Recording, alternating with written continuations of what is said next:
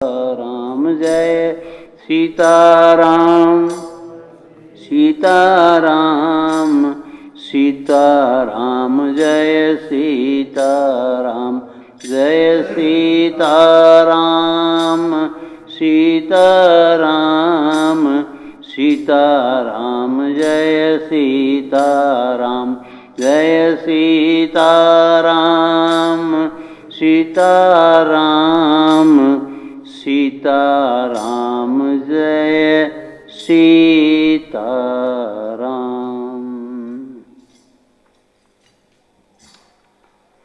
ओम श्री परमात्मने नमः। श्री संत चरण कमलेभ्यो नमः। महात्म्भ्यो नमः। सर्वेभ्यो नमो नमः।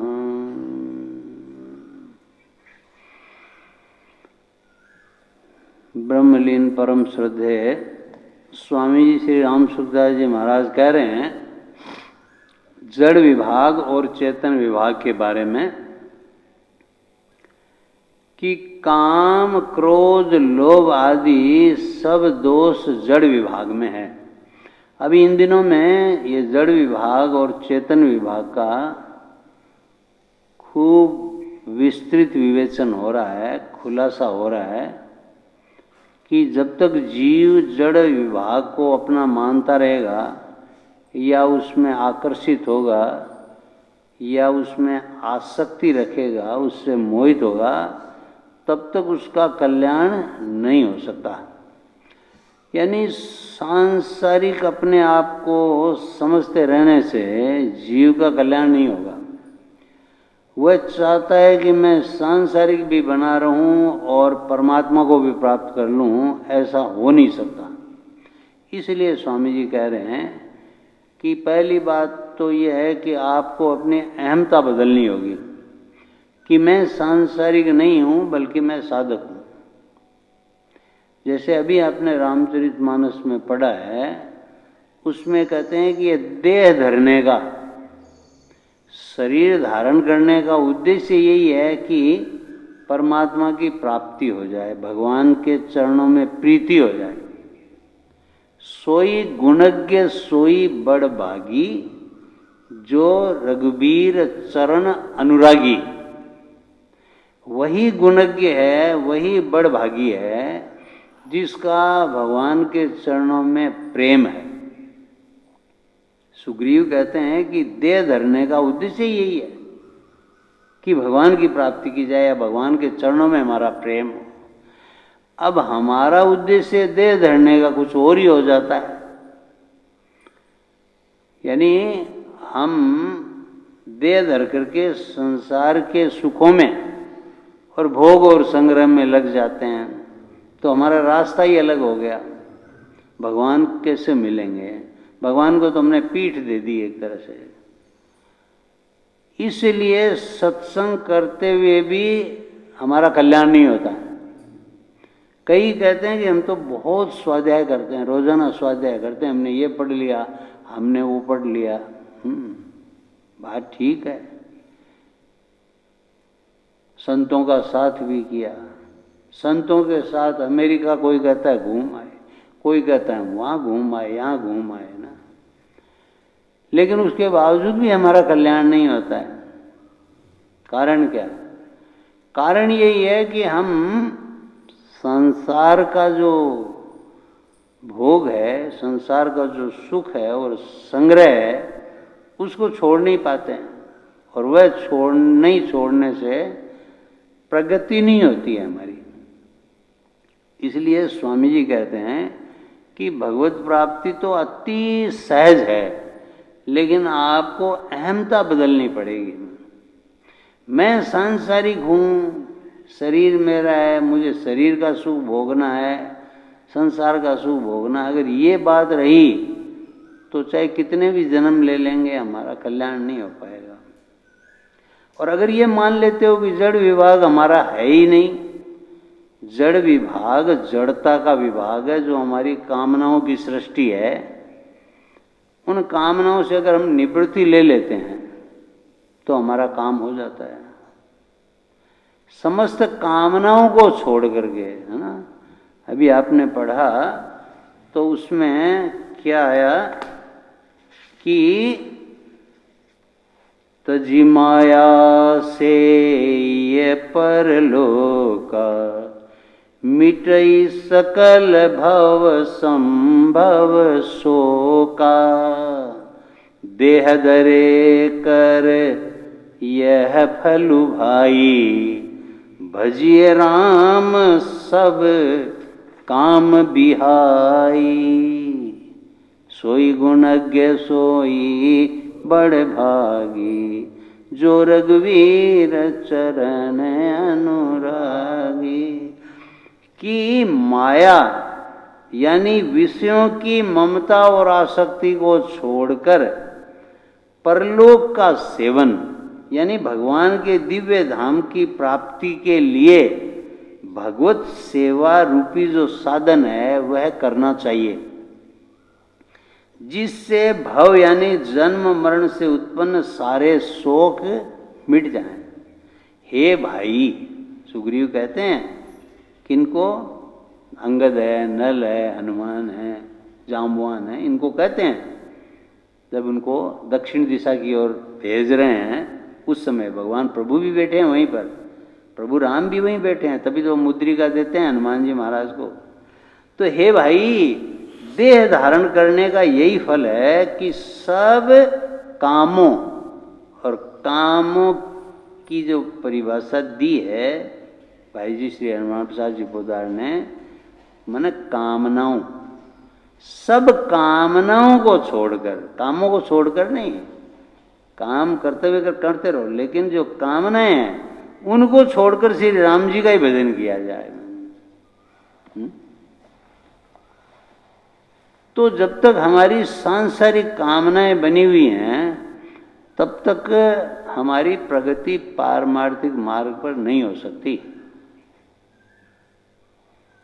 फिर वो एक तरह से ये समझ लो कि आप कर तो रहे हो, लेकिन बस 9 दिन चले 2.5 कोस वाली स्थिति है, वहां पहुंचोगे नहीं जहां पर पहुंचना है।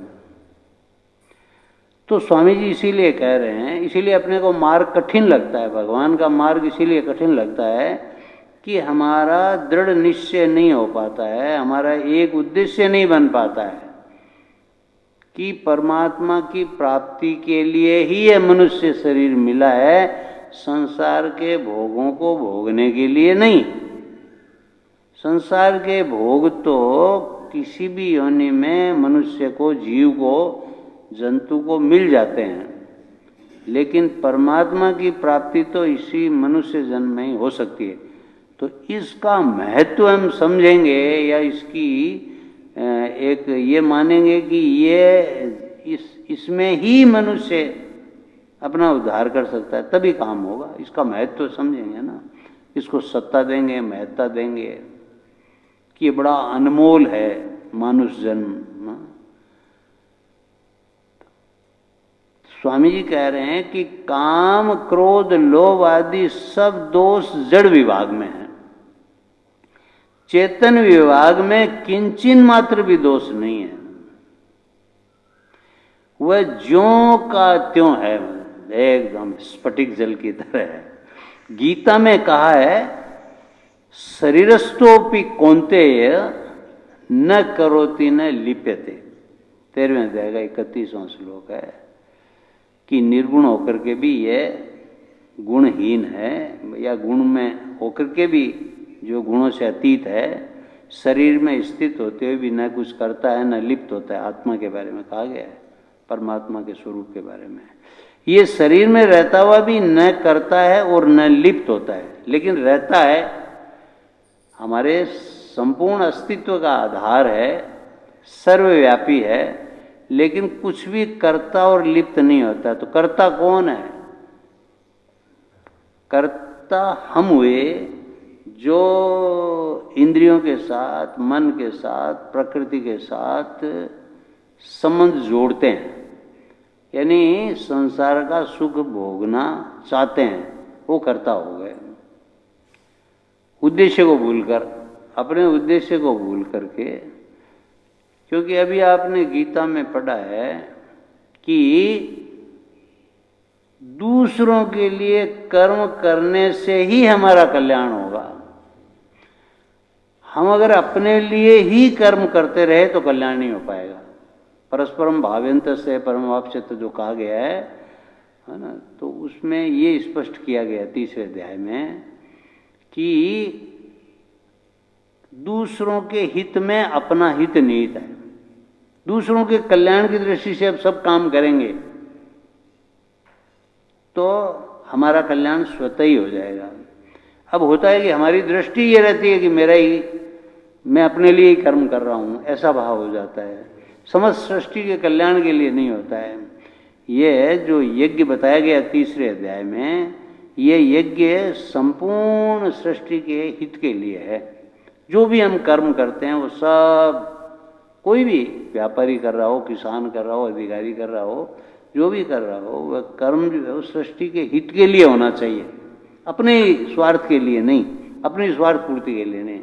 क्योंकि भगवान कह रहे हैं अपना स्वार्थ तो उसमें पूर्ति हो ही जाएगी, चिंता करने की कोई बात नहीं। जैसे नौकरी करेंगे तो तनख्वाह तो मिलेगी, तनख्वाह मिलेगी तो उससे अपना कल्याण हो जाएगा, अपना काम हो जाएगा।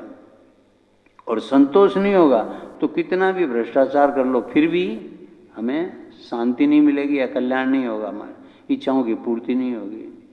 इसलिए सिवाय बेईमानी के, लोभ के, दंभ के, कपट के जो है कोई व्यक्ति इन रहते हुए इन कल्याण जो है वो अपना कर नहीं सकता किसी भी रूप में। इन सबको छोड़ना ही पड़ेगा।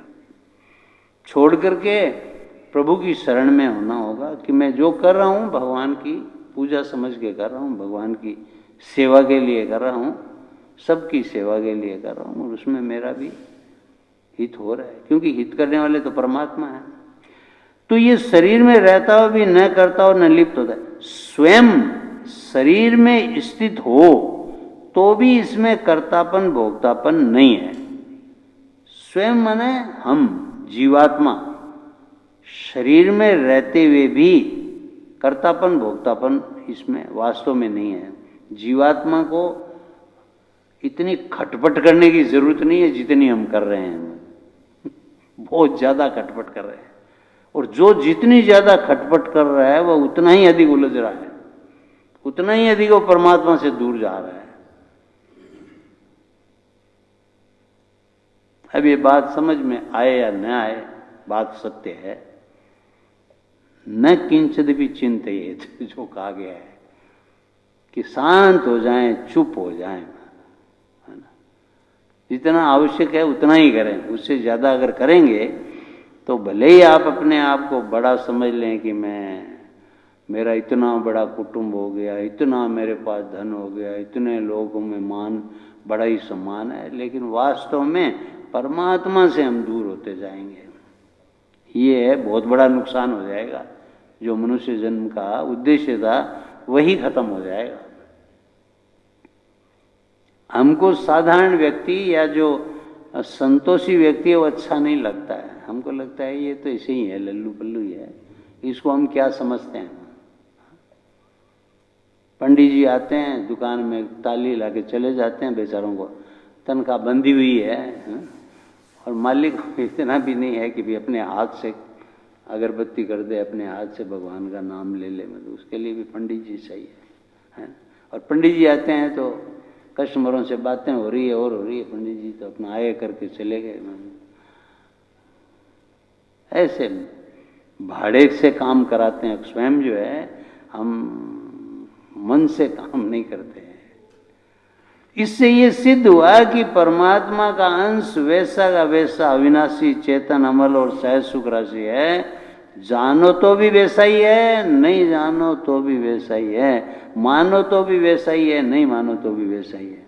आपके ऊपर निर्भर करता है। भगवान में कोई फर्क नहीं पड़ रहा है। हमारे भीतर जो हमारा भगवान का स्वरूप है, उस स्वरूप में कोई फर्क नहीं पड़ रहा है, वो वैसा का वैसा है। उसे लाभ लेना है तो उससे संबंध जोड़ लो, उससे लाभ नहीं लेना है तो उससे विमुख होकर के संसार से संबंध जोड़ लो। हमारे साथ यही हो रहा है, संसार से संबंध जोड़े हुए हैं, उससे संबंध जोड़ नहीं पा रहे हैं हम। तो एक क्रिया मात्र हो जाती है, उससे आगे कुछ नहीं हो पाता है। क्रिया तो सब कर ही रहे हैं, सत्संग में बैठे हैं और हैं, सब कर ही रहे हैं क्रिया, पूजा पाठ भी करते हैं, सब कुछ करते हैं, लेकिन अहमता नहीं बदल रहे हैं। अहमता और ममता जब तक नहीं बदलेंगे तब तक जो है परिवर्तन नहीं आएगा स्थिति में। जड़ विभाग का त्याग कर दो तो स्वामी जी कहते हैं एकदम मुक्ति है। हमारे में बंधन है ही नहीं, संबंध आपने जोड़ा है, चैतन्य संबंध नहीं जोड़ा है। काम क्रोध आदि हमारे में है ही नहीं, आप ध्यान नहीं देते। ध्यान दे तो बिल्कुल सीधी सरल बात है कि मुक्ति स्वाभाविक है, स्वतः सिद्ध है।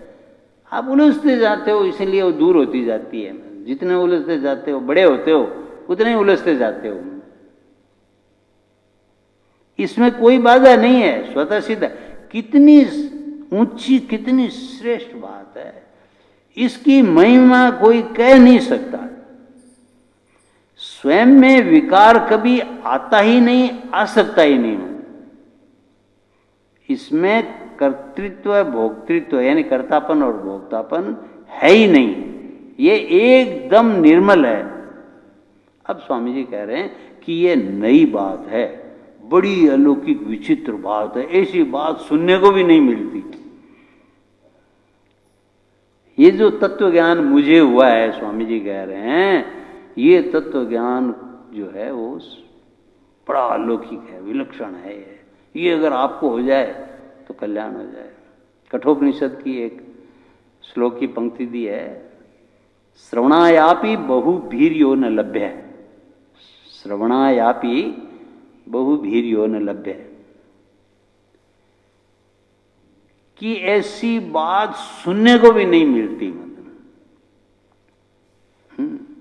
पूरा श्लोक यह है कि श्रवणायापि बहुवीर्यो न लभ्य, श्रवंतोपि न बहवो यन विद्यु, आश्चर्य वक्ता कुशलोस्य लब्धाश्चर्यो ज्ञाता कुशलानुशिष्ट है। मतलब है कि वह परम तत्व है जिसका श्रवण भी बहुतों के लिए सुलभ नहीं है, सुनने को भी नहीं मिलता है। ऐसा सत्संग सुनने को भी नहीं मिलता है, जिसे बहुत से सुनकर भी नहीं समझते हैं, सुनते हैं फिर भी नहीं समझते हैं। उस आत्म तत्व का निरूपण करने वाला भी आश्चर्य रूप है, जो निरूपण करता है वह भी आश्चर्य रूप है कि वह उसका निरूपण कर रहा है। उसको प्राप्त करने वाला भी कोई निपुण पुरुष ही होता है,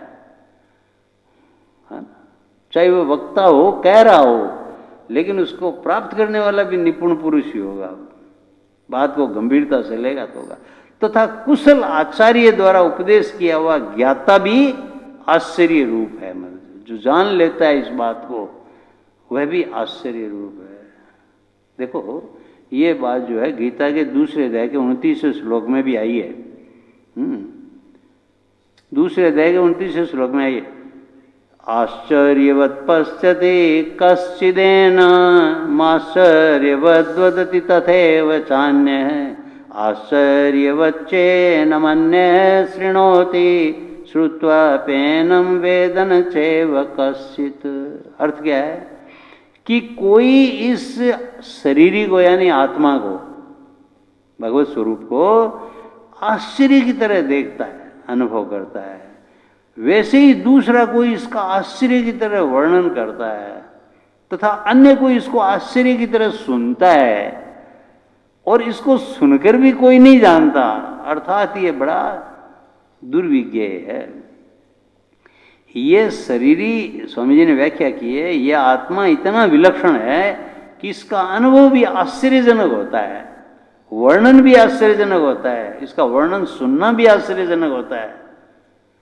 परंतु आत्मा का अनुभव सुनने मात्र से, अभ्यास से नहीं होता।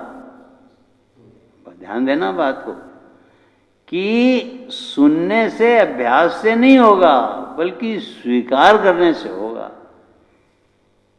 कि मैं चेतन अमल सहज सुख राशि हूं, मेरे में कोई विकार नहीं है, मैं बिल्कुल निर्मल हूं, शुद्ध स्वरूप हूं। स्वीकार करने से होगा, स्वीकार हमें ही करना पड़ेगा। इसका उपाय क्या है?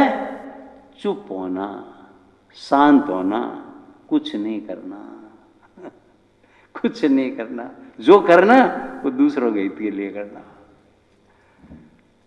जो करना वो इस प्रकार करना कि उससे दूसरों का कल्याण हो।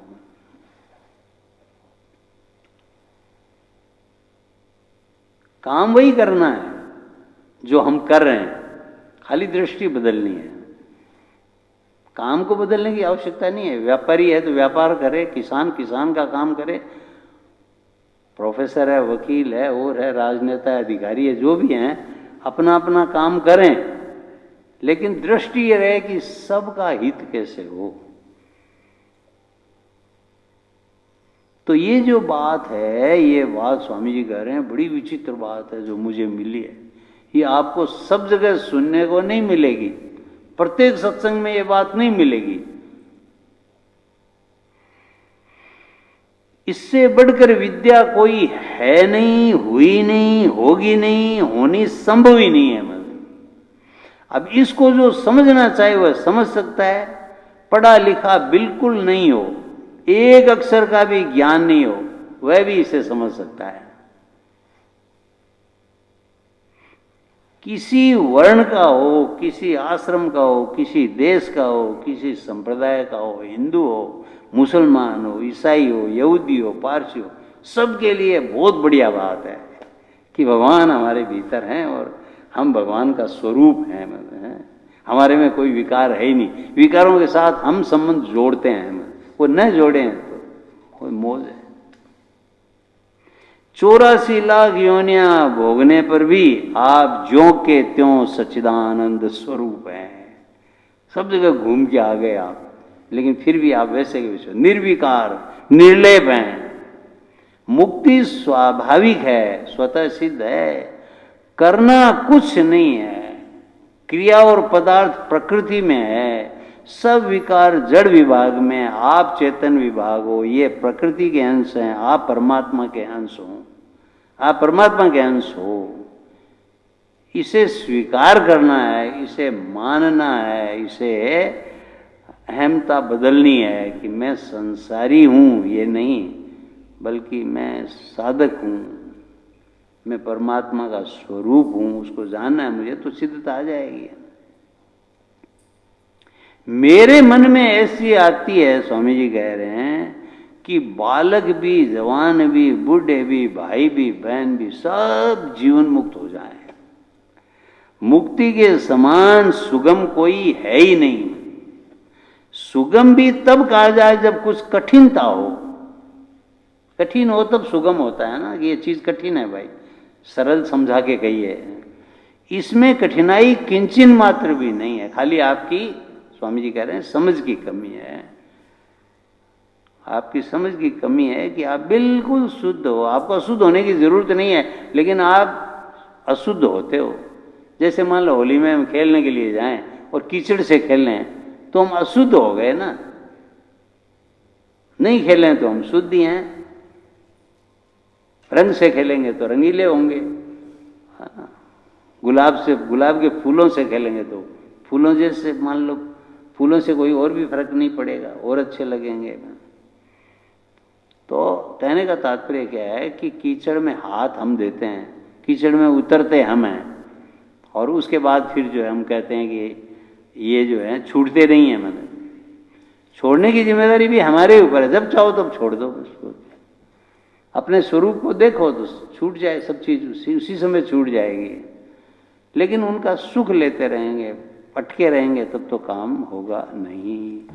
इसीलिए आज का जो शाश्वत चिंतन है वह भी ये कह रहा है कि जागृत अवस्था में वर्तमान के कर्तव्य कर्मों को निष्ठापूर्वक, कर्तापन के अभिमान एवं फलेच्छा से रहित होकर करने से ही हमारा कल्याण संभव है। वास्तविक जागृत अवस्था वह है जिसमें व्यक्ति सांसारिक विषय विलास यानी भोग और संग्रह से अनासक्त रहे। तब जागना है। जानिए सोई जीव जब जागा, जब सब विषय विलास विरागा। तुलसीदास जी महाराज के विषय और विलास जो है, उससे विषय विलास से अगर आपका वैराग्य हो जाता है, सांसारिक विषय विलास भोग और संग्रह, इससे जब आपकी विरक्ति हो जाए, नाशक्ति हो जाए, तब समझिए कि आप जागे हुए हैं, नहीं तो आप सोए हुए हैं। तो अपने कर्तव्य कर्मों को करें, लेकिन कर्तापन और फलाशक्ति का अभिमान न रखते हुए। और बड़ी महत्वपूर्ण बात यह है कि दूसरों के कल्याण के लिए करें, सबके हित के लिए करें। इसमें मेरा ये हित है ना, मैं ये काम करूंगा मुझे इतने रुपए मिलेंगे, ये करूंगा इतने रुपए मिलेंगे, ये करूंगा इतना रुपया, इतने बेईमानी करूंगा और अधिक मिलेंगे, और लोभ करूंगा और अधिक मिलेंगे। शरीर को भी खो दूंगा, कोई बात नहीं है, लेकिन मैं पैसे कमा लूं, बस ये है। उसके बाद शरीर को ठीक रखने के लिए पैसे खर्च करता रहूं। पहले तो कमाऊं, कमा के शरीर बेकार कर लूं, और उसके बाद उस शरीर को बनाए रखने के लिए पैसे खर्च करूं। दोनों ही बेवकूफ़ी हैं। पहले वाली स्थिति भी बेवकूफ़ी है, जहां आप संत कहे हरि भजन करो रे, लोग मरे रुपया ताई, आए रुपया हो, आग लगी सब जगह, ये भी स्थिति खराब। और फिर उसके बाद उस पैसे को शरीर के लिए बर्बाद करते रहो, जो कि नश्वर है, आपके हाथ की बात नहीं है। इसलिए जो सावधान है वही व्यक्ति अपने आप में कल्याण उसका हो सकता है। श्री हरि राम राम राम नारायण नारायण नारायण। हे नाथ मैं आपका हूँ, हे नाथ मैं आपकी शरण में हूँ, हे नाथ, हे मेरे नाथ मैं आपको भूलूं नहीं। श्यावर रामचंद्र की जय। मोर मुकुट बंशी वाले की जय। हरिओम तत्सत।